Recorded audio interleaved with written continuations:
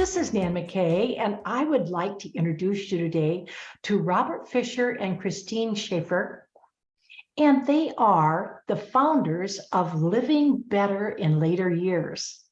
Both are in the nuclear industry, and from his career in the US Navy as nuclear engineer, Robert currently works with foreign governments on nuclear projects. Christine is a human resources manager to oversee nuclear operations, overseas primarily. Both found their jobs and their lives required both mental and physical health to perform with clarity.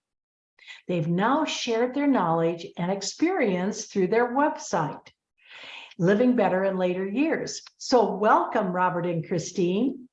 Thank you. Thank you, Nan. It's a pleasure to be here.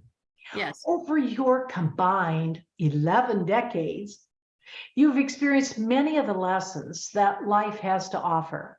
Military service, child and pet rearing, cancer survival, long separations, career interruptions, divorces, and even addiction recovery. So why don't you share some of that experience and what you feel you've learned from it? Yeah. So Go ahead. maybe you'll start. You talked about, I started my career. I'm 6+ decades into a lifetime here. But I started my career in the military, a submarine driver out of the US Naval Academy. And, that is a demanding professional environment and a demanding career. And so you learn a lot early about your ability to survive in a very, very demanding environment. Once I got to the end of my first couple deployments, my first obligation to the Navy, you had the opportunity to attempt to be a good admiral over time, or with 2 children in hand and another one on the way, I decided trying to be a good father was more important to me. So I launched into the civilian nuclear career from there and have had 30+ years in the civilian side of nuclear power. And of course, that's very demanding. And I've done extremely well in a number of organizations in a demanding nuclear career.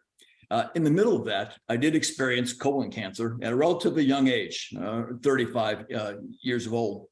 And I thought that was interesting from a couple standpoints. First of all, I had been very learned in the leadership area about how you respond or how people respond to significant changes or significant challenges, and the denial, and then the anger and the acceptance. Yet I found when challenged with the colon cancer, I did exactly the opposite. I was quiet for 48 hours, did very little, said very little. And then about 48 hours into it, I got down on my knees, thanked the good Lord for a fantastic life, and said, so be it. Let's get on with putting up the good fight and getting on with my life. And from there, it was just kind of a trajectory upward, doing what's required in cancer, chemotherapy and surgery and those type of things. And, knock on wood, it's been very good since that time. But the other thing that was interesting in that, you'd think going through a colon cancer with 3 young children and whatnot, you'd start to become more sensitive to the work-life balance needs and say, hey, life is short. Oddly enough, I did exactly the opposite. I was like, I haven't done enough as a contribution in my lifetime. And I found myself going from 5th gear in my career to 6th gear into overdrive. And I doubled down on the demands of work and what I needed to do, because darn it, my mom said, make a contribution, and I was going to make a contribution in life. So so it was that intensity, that the passion came up, and that drove me through my executive career in the nuclear power industry for a long period of time. And then later, a decade and a half later, shifted into international assignments, which added more fascination to the world of work and the interactions and the leadership challenges, which I thought were interesting. So several key transitions in my career time frame. Now, you worked for government, I assume, in the Navy and with nuclear. Have you worked now in the private industry as a consultant, or what are you doing right now? Yeah, so all my work after the Navy was in civilian organizations, in is different positions in the nuclear operations. And then right now we're in the international community.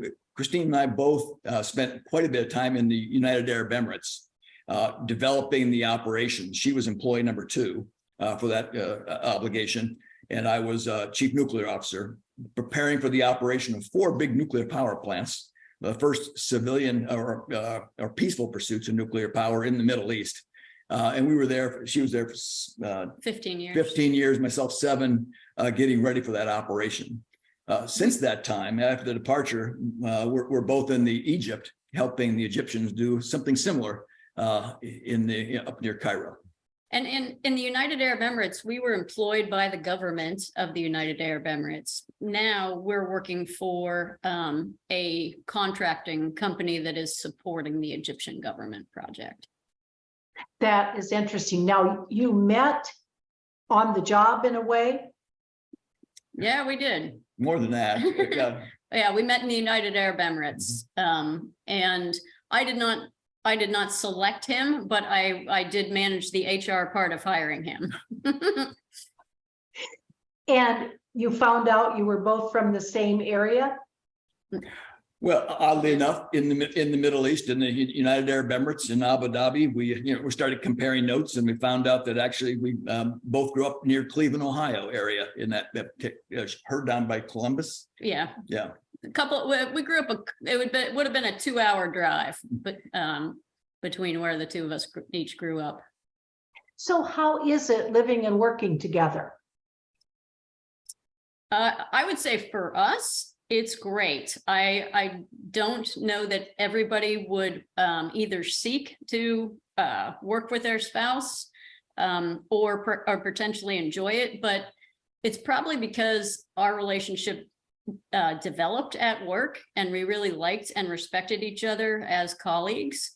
And then, at some point we became interested in being more than colleagues, but it took a while, honestly. So the seed of our relationship was really around work and doing something that we cared about. It helps that we're both really passionate about what we do. And then, of course, when we got stuck together, as many people did during COVID, I think we had the benefit of already having this sort of 24/7 coexistence. And so, we were looking at different walls when we were stuck inside with COVID. And, no time in any offices. We were just in a 2-bedroom apartment 24/7. Yeah, Nana, were you in Egypt at that point, or were you back in the United States during COVID? we were in Abu Dhabi. Oh, interesting. Yeah. And if you'd have asked me, Nana, if during that year, almost 15 months, I guess, that I would be stuck in an apartment with another person, 99% of the time within 9 yards of another person, I'd have said that would have been terrifying. But in fact, to be honest with you, it was fantastic. The quality of our relationship, the seamlessness of it, the lack of conflict, I think it's extraordinary. And it really, it shared with me how a relationship could be, and it was really, really quite wonderful. So I had a great COVID. I'll just say that. But it was a 2-bedroom high-rise. 1 bedroom we slept in. The other bedroom became our gym because there were no gyms at the time, and we had 2 cats. And went outside. There were total lockdowns, curfews. So we saw a lot of each other. Were there really any differences that you could tell between COVID over there and the lockdown and COVID here in the United States? Oh, it's dramatically different. First of all, there was no debate about whether there was COVID. There was no discussion about following protocols. It's not a democracy over there. And there are times when not having a democracy makes things run really smoothly. So they had COVID testing up and running. That was the first place that closed schools and, pulled kids home. We couldn't believe it. They locked down the airspace. I almost got stuck outside the country. Thank God at the 11th hour, I made a call not to travel, or I would have been stuck outside the country for possibly up to a year. So they, they make the rules, they clarify the rules, they're completely clear. And there's just, people are allowed to have discussion, but nobody pushes back. And, that may sound dogmatic, but I think we were pretty thankful, and the citizens of that country were thankful that they felt like the government was doing what it felt was best to take care of them. And you probably don't know this, Nan, but in the United Arab Emirates, it's probably the most diverse place on the planet. The citizenry, Arabic citizenry, the Emiratis make up about 15% of the population. And then 85% is expats from all over the world. And we were clearly the minority. But what's fascinating about that, you have all these people, and yet it's by far the safest place I've ever lived. So, and most secure. And most secure. So as Christine talked about, even as they talked about these rules and the curfews and whatnot, you didn't see fist fights, you didn't see debates, you didn't see anger. No. You had people saying, okay, how do we navigate this collectively, which was kind of rewarding and refreshing from a human being standpoint. And yeah, there was trust that the leadership of the country had its citizens' best interest at heart, because they consistently demonstrate that. and it was during COVID that you noticed the lack of resources really available promoting, let's say, a positive outlook, and then how to improve the lives, particularly of older people. So you started on another venture. Tell us about this and what you've created. Well, actually, it was a bit of a two-step. Both of us are kind of get on with it, go take action, and don't play the victim for long. I've played the victim in my life a period of time, but after about 6 hours of playing the victim, I get really sick of myself, and it's often run and say, okay, I'm going to do something.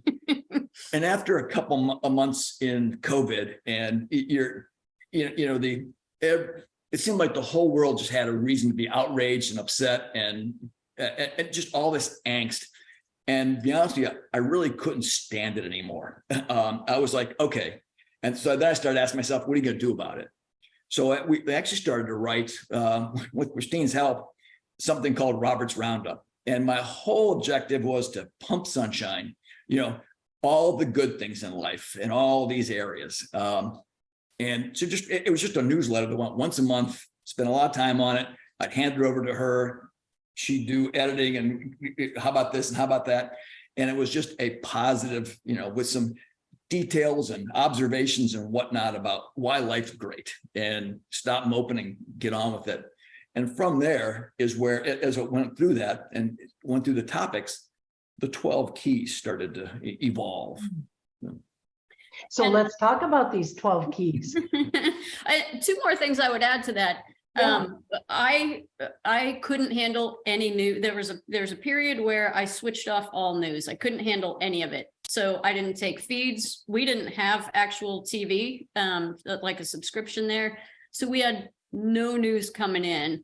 And we also had all the ways that we were getting exercise went away. So we were taking 1 to 2 hour daily walks. So no news coming in, long walks. We did a lot of talking about, what actually was giving us some inspiration. Anything that we were hunting or seeking that was interesting, informational,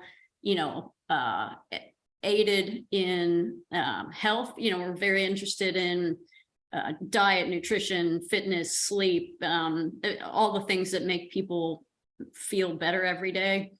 So we'd just be out kind of talking all this stuff over. And that's where all these ideas really started to germinate. Plus we had time on our hands, and, felt like doing something that was more interesting than discussing COVID. Yeah. So let's talk about these 12 keys that you came up with. These are designed to help people make decisions and influence the behavior? Exactly. And I'll start with we actually had a product developed some 20 years ago called the Survivor Guide, which was a kind of comprehensive, systematic tool to help people in end-of-life planning, all around everything from wills to estates to pet care to things with the children. You know, that guide you leave behind for those you leave behind. And in a nuclear career, there just wasn't a lot of time to market that and whatnot. So the product kind of laid fallow for a period of time.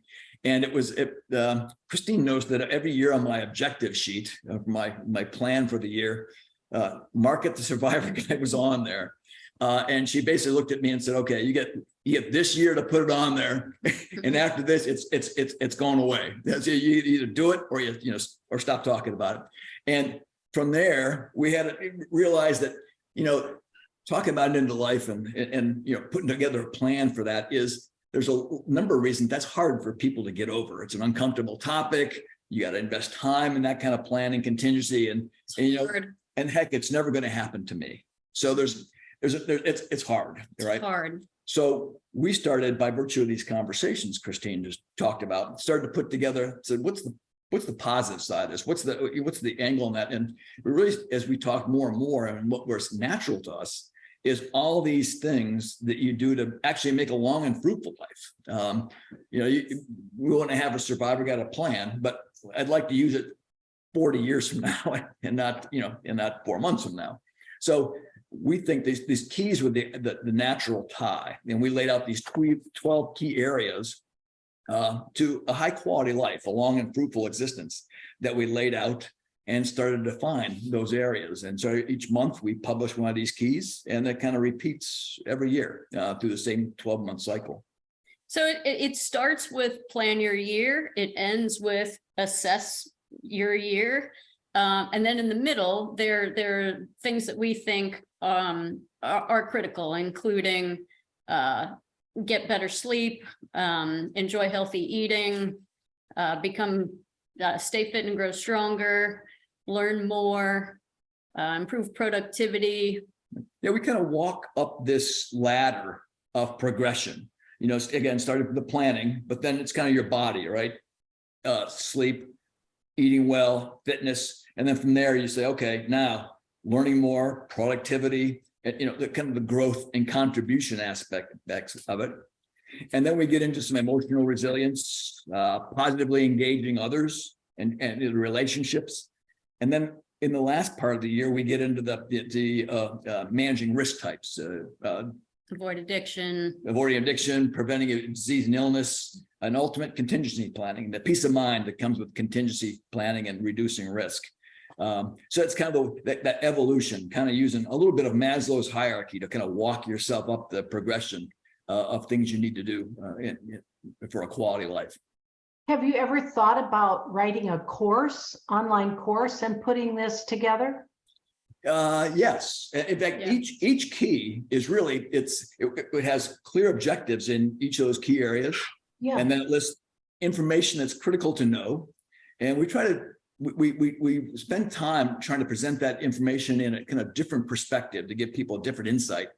And then we list best practices. And, neither one of us considers ourselves experts in any one of these areas. But again, after 11 combined decades of being practitioners, we've been students of this our whole lives. And as we compared notes, we realized, boy, as you collect all these things, we list those best practices for any, whether it be learn more. We list all those almost 30 best practices that people should consider, so that as you look at this, you can take a look and say, here's ideas for me if I wanted to learn more, here's things that are out there that allow me to kind of take that next step. So that's the kind of guides we provide. And of course, that lends itself nicely to the next evolution of course, online courses and whatnot in these particular areas to progress people's thinking and opportunities for them to make improvements in each of these areas. Mm-hmm. So people can access this from your website, right? Yes. So why don't you just give us that website address, and we'll of course have it in your full page write-up, but give it to us on right here if you can.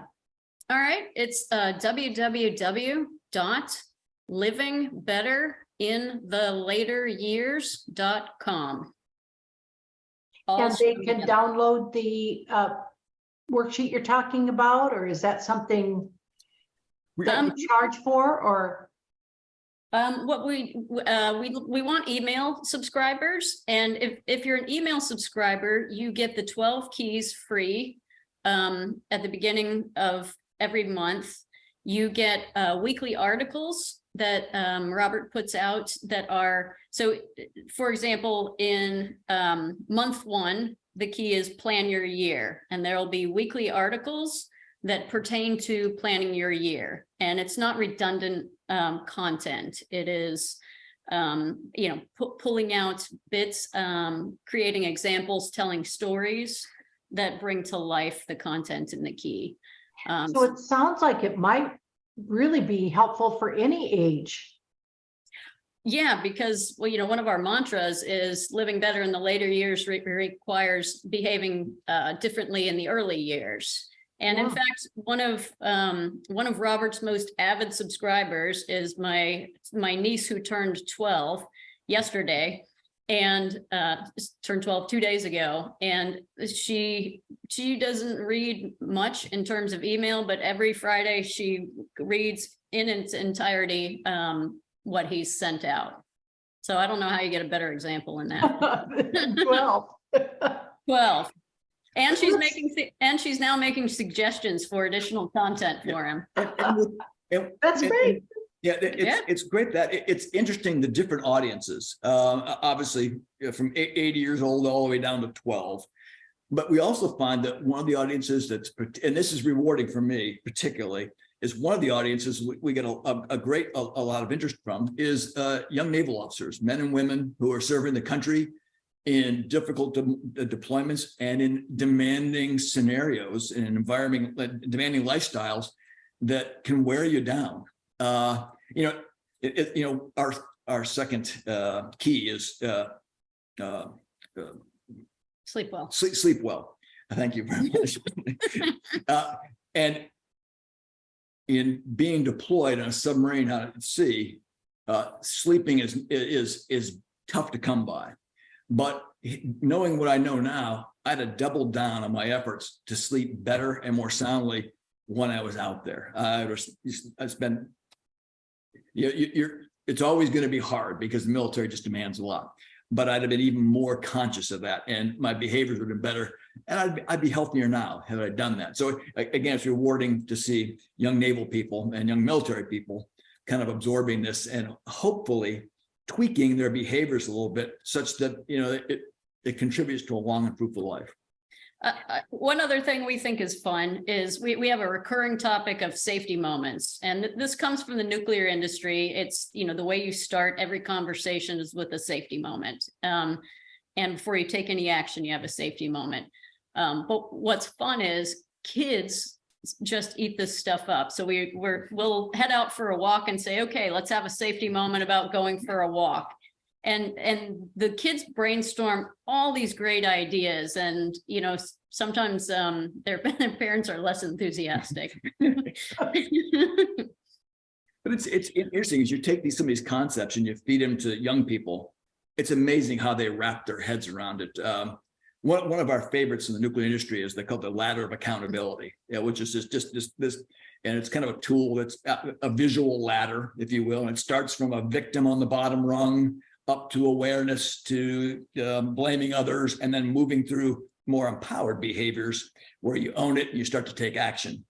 And we shared this with a group of children at the holidays one year, and talking through this, and the whole holiday, as the family conversations would continue, these kids would call out, well, that's rung 3 of the ladder of accountability, and this is rung 7. So it was, you can just tell their minds were shaped around this victim versus empowered behavior. And of course, if you're going to make changes for a long and fruitful life, it's all about taking charge of your life and changing small behaviors that make huge contributions to what you're trying to achieve. Well, I would think that that might be really helpful, almost as a standalone thing, because you really are working with a lot of different ages. And you think about the bullying and those kinds of things that goes on in schools today. Mm. And so it seems like the accountability piece of that could be really good in a variety of ways. Yeah. Yeah, we have the one key on emotional resilience, and then constructively engaging others. There's two different keys, and it really goes to building that emotional strength in the first one, and all the best practices, ideas from around the world about how to do that. And then, with that resilience, then how do you engage others to your benefit, and to get the and benefit of others, obviously, to help build a complete and comprehensive life. Well, let's talk about aging a little bit. You're in an unusual field. Are you seeing the same kinds of age discrimination that people are experiencing in some of the other areas? And I'm thinking, Christine, particularly you, where you're working in HR, should have an answer for that. Those things could lead to feeling insignificant as we age. But tell me what it's been like for you. So interestingly, my entire HR career has been in industries that have this age bubble. And so, there's always been key awareness of the median age of workers in the nuclear industry, and I was in oil and gas before, and a high focus on what are you going to do when all these people start to retire. When I had to do some incredibly challenging hiring for the UAE's nuclear program, the first place I went was retirees or semi-retirees who were ideally either bored, maybe retirement wasn't completely going as they wanted, or that they wanted to do something compelling. For example, industry long-timers who never got to build something could come over to the other side of the world and actually build something. Everyone said I was crazy, that no one from no retiree from the US was going to want to pick up and move to the United Arab Emirates and take up another career. But I would give anyone guidance if they were in human resources fighting a challenging staffing situation. To the first place I would go is pools of retirees or semi-retirees or people nearing retirement who, and there are many flexible arrangements. So maybe it's full-time on the ground, maybe it's part-time remotely, maybe there's some travel on a rotational schedule, but I would certainly encourage the HR professionals to think creatively that way. And that's my go-to move anytime I'm in a tough hiring situation. But certainly what you see is that people are motivated by making a difference. Just universally, study after study shows that to be the case, that people want what they do to be important, and they want to have a positive impact and leave some kind of positive legacy. And so the degree to which you can create that for people and give them some flexibility where they can maybe enjoy the parts of retirement that they've been enjoying, but have some work that could give them something to do, a little extra income and a sense of purpose.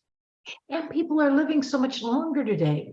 It isn't unusual to find people in their 80s or 90s, even the high 90s. So, and still viable and still saying, well, okay, what's next?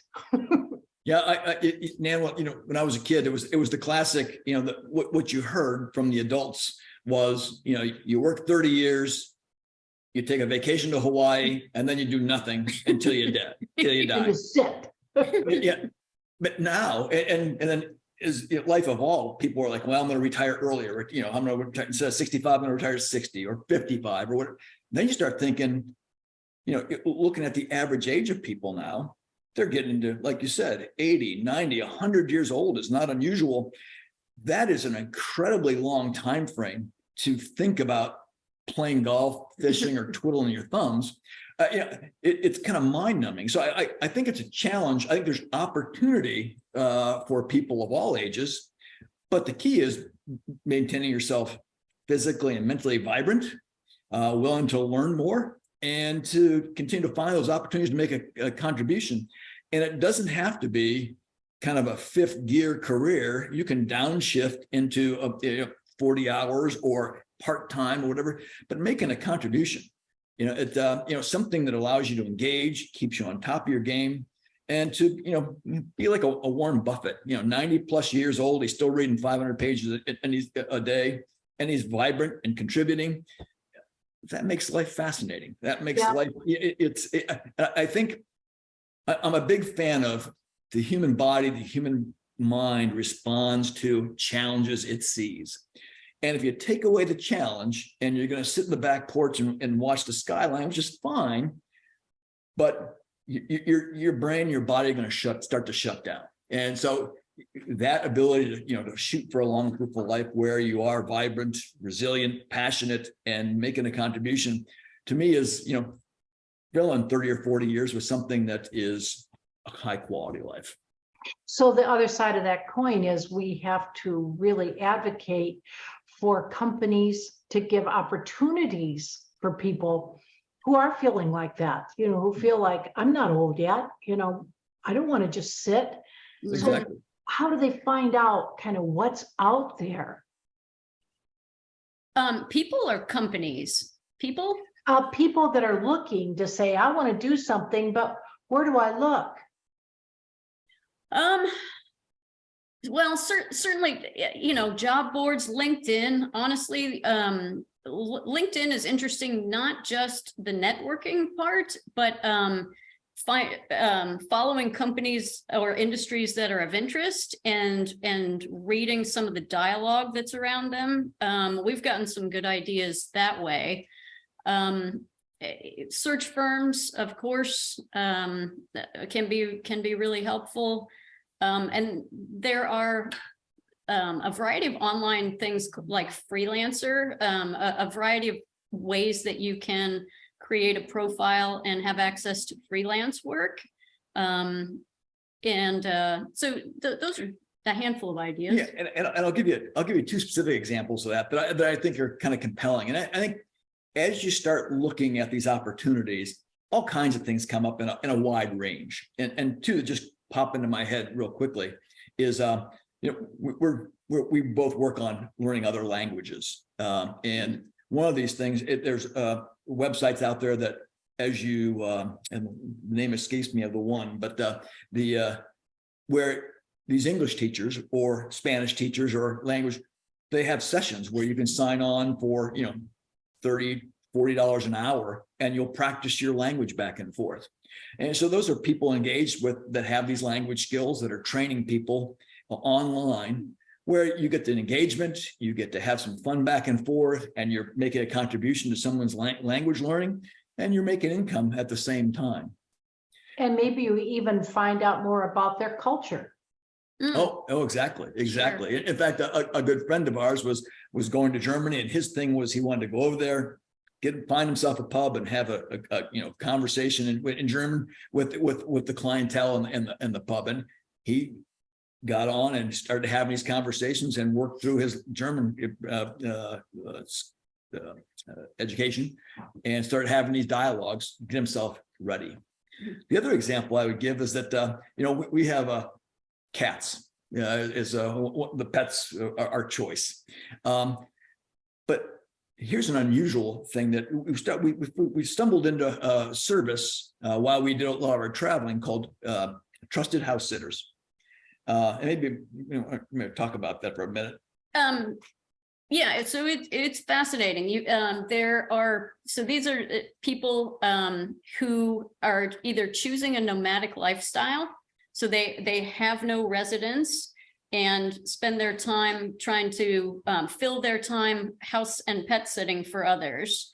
That's one demographic, and the other one is people who have the flexibility to travel, want to travel, and it's like it's like doing an Airbnb or vacation rental, but it doesn't cost you anything. So the exchange is you, as a homeowner, you open your house and let someone stay in your place. And as a service provider, they are, staying in your place, taking care of your place, taking care of your pets, and enjoying different scenery and learning about a new destination. I think that sounds wonderful. Yeah. It's So, very interesting. so just recently, we had a wonderful retired couple from Cincinnati, Ohio. We were often in Cairo working, and they came and stayed at our nice little condo here in Napa, California, not a terrible part of the country. And their responsibility was to watch one cat. And the rest of their time was, a wonderful lifestyle. They got to, travel around Napa. And it was, besides traveling out here, it was no cost. So, that's just an example of, that's something you can do in retirement that adds tremendous quality to your life. And you provide a service and doesn't cost you anything. An important service. Important service. So I And think other lots than about maybe potential medical care as people get older, that might be an issue, but you're seeing more and more people that just want to get up and go and say, hey, I don't have the same strings attached. right. I'm seeing now that there are a number of cruise ships that are starting to offer that you can, in essence, buy one of their units. Yeah. Just Oh, yeah. keep going from one place to another. I think I like that. Yeah. Well, and I think it's that mindset too. I mean, I think, I referred earlier to, 65, and then you stop doing everything, and then you just wait until it's over. I think people are starting to adopt a different mindset and getting smarter about your sleep, what you're eating, what you're learning. I think people are starting to feed themselves and becoming actually more and more healthy, smarter about lifestyle, and starting to be able to change your behaviors a bit to actually take advantage of those later years in both contribution and in enjoyment. I'm really doing a lot of research and discussion on the word significant and significance, which I think is really important for the older community. Mm-hmm. And what do you think? What do you feel that people over 60 are seeking in trying to find their significance or their meaning or their purpose or their things that will make them feel important still in life? Good. Yeah. So I think that ability to make a contribution is just integral to a successful, thriving human being. You've got to be kind of paying it back or paying it forward, however you want to look at it. So I do think that drives a person in that career transition. If, let's say, somebody's had a career of 30 years in a particular job in industry, when you make that shift to a different job, maybe you're going to downshift to a fourth or third gear and do something a little less. Sometimes that what you're going to do may feel different. And I'll give you an example. After our stint in the United Arab Emirates, running these big nuclear companies, very demanding, lots of people, a lot of leadership opportunity, lots of insights and challenges, and everything goes with that. After that time frame, I spent 18 months writing a guide for operational readiness for new nuclear plants. Not that that's that significant to most people listening, but what was hard for me was it was interesting and different work to be writing something that where I didn't have people knocking on my door all day long, and everybody needs your attention. And it was just a different leadership dynamic. It was a different mental dynamic. I had to adopt my mental and emotional kind of profile to be able to do this task, which was unusual for me in my career, to spend that time investing in it. But you felt significant when you completed it, right? Exactly. But as you're going through, I mean, you're an author yourself, right? As you're writing something, you got to get to the end, then you got to get it out there and promote it. So there's a bit of, especially for me, I was used to being relevant and important every day of the week.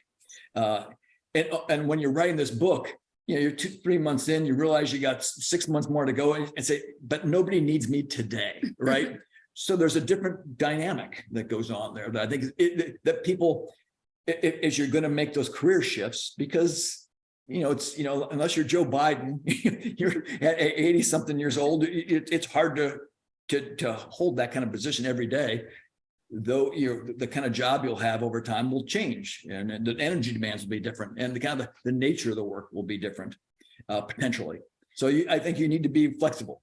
And if I can, I would give a very different example. After 15 years of living and working overseas in a high-rise apartment, I'm really loving keeping my house clean and cooking interesting food for the people who I care about. And, you know, it's not what you'd call a big corporate job at all, but everybody needs to eat, and to be able to eat something good, I think, is really important. So I'm sort of looking to different directions and finding great joy and a sense of significance in the work of being a homemaker. So looking at kind of where you are now, what do you feel you really want most out of life?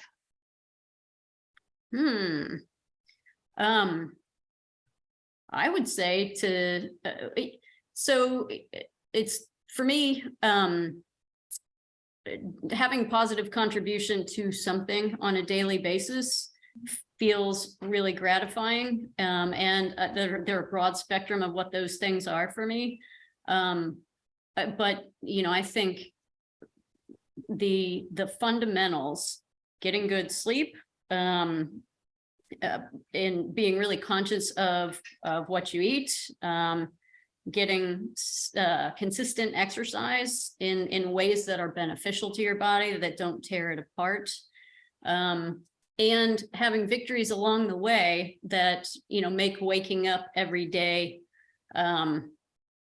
be something I look forward to, right? Jumping out. Want to jump out of bed for, you know? That's right. Yeah. Jumping out of bed, I've got a list of things to do that make me happy, and I feel like they have a purpose. Robert's answer is probably different than mine, but that's mine. No, I agree. And it goes, you know, like, again, I grew up in a simple neighborhood and a simple life and whatnot, but I feel very blessed in many ways. But the one thing my parents just crammed into our heads is you need to make a contribution. You need to earn your keep, if you will. And you know, as you get older, you know, that life does impact you as you get older, right? And every year you need new tricks to stay ahead of the curve. So if you're going to make a contribution, if you're going to be mentally and physically and emotionally engaged in something that makes the world a better place, you need to stay ahead of that curve. And, you know, as we look at these 12 keys, it's like, if you can master these 12 keys, or in these best practices for each of those keys, little ideas where you can every year, I'm going to change that little behavior. I'm going to change that little behavior. I'm going to change that little behavior, and try to stay ahead of the curve, which as Father Time is working against you. Just this wonderful symbiosis that goes on there that I think is helpful. Well, what would you say is the one thing that you're grateful for today? I am grateful to have a house in Napa, California. And we moved here in the middle of COVID. It's a long, harrowing story, but the fact that we had this place and had a place to come to, and have been able to settle here and spend time with family, I'm extremely grateful for that. I will be in Napa tomorrow. I am, seriously. Really? Yes, I'm attending a speaker's retreat there in Napa. We will expect a knock on the door. All right. We will give you our address. But I'll add into that, just in the thankfulness mode. Again, I feel if my life ended tomorrow, I would not fear it. I would simply be thankful, because I've had more blessings in my life than anybody deserves. But one of the things that's come to me is, you know, the relationship we built and the conversation we have around these topics, right? We are constantly talking about, how does life get a little better? What do I do? What does she do? And there's this wonderful symbiotic relationship, constructive dialogue that goes on, not conflict in any way, shape, or form, just constantly supporting. How about this? How about that? That makes life fascinating, different, and interesting every day. So every day I can honestly say I love every day because I get a chance to have this wonderful relationship that and we're focused on the same things, building toward the Sounds fabulous. And it's been so much fun to talk with both of you. You have so many great ideas, and I just really want people to listen to your ideas, start thinking about their 12 keys, think what can they do for their planning guide for that year that you talked about, plan it in the beginning, and then as you go through, what happens. So thank you so much for all of your contributions. Is there any takeaway or anything else that you'd like to add? The people listening, just to reach out to our website at www.livingbetterinthelateryears.com and sign up for these keys. Again, they're absolutely free. One comes every month, and in a year, you get the same 12 things with updated information. But it's an opportunity to go through this checklist of best practices that will give you ideas of, again, how to stay ahead of the curve, how to stay ahead of Father Time, and make your life just a little bit better. I think I did sign up for it, but check and be sure. If not, I want to be sure that I do. Very good. We will. Thank you so much for having us. Thank you. Interesting questions. And Nan will have a glass of wine ready for you when you knock on the door tomorrow here in Napa. Okay. I got to look up my hotel first and see where the heck I'm going. Well, seriously, if you need any tips or tricks, feel free to contact us. All right. Thank you so much. Thank you, All right. Nan. Thank you.